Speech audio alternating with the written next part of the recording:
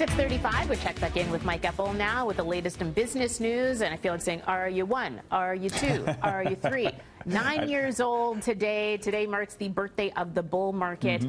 There were some very sad faces 9 years ago today. Yeah, that was exactly the time to buy in when nobody else wanted to. Good morning, Tammy. This was 9 years ago that the bull market started because in the midst of the financial crisis of 2008-09, today in history is when Wall Street and Bay Street bottomed out with the closing lows. And had you bought in then? Well, if you take the U.S. indexes, you'd be up 300% since. Bay Street has almost doubled. It's been an underperformer. Then you factor in currencies, get another 20% on your U.S. exchange. So, yeah, it's been an interesting time. Certainly, this market has gone on. Second longest bull run or uptrend in history, the longest being from 1987 to year 2000.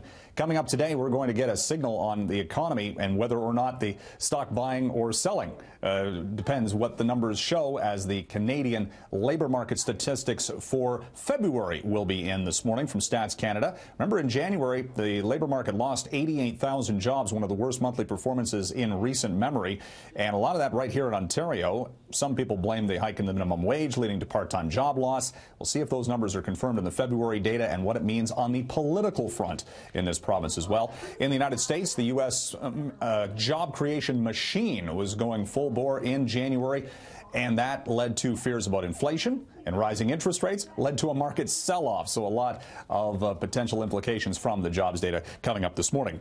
And a big name in retail, one of the historic brand names in the toy industry, Toys R Us, reportedly contemplating a liquidation of its business in the United States. Nothing confirmed by Toys R Us, but they've been having trouble finding a buyer. They had short-term financing going into the holidays. They've already closed a lot of stores in the United States and could be up for a liquidation sale. No word yet what that could mean for the Canadian arm of the company, which is separate from the U.S. But again, you get rid of the U.S. brand and big question marks remain. We'll say it from here. We'll send it over to Frankie at the Live Eye.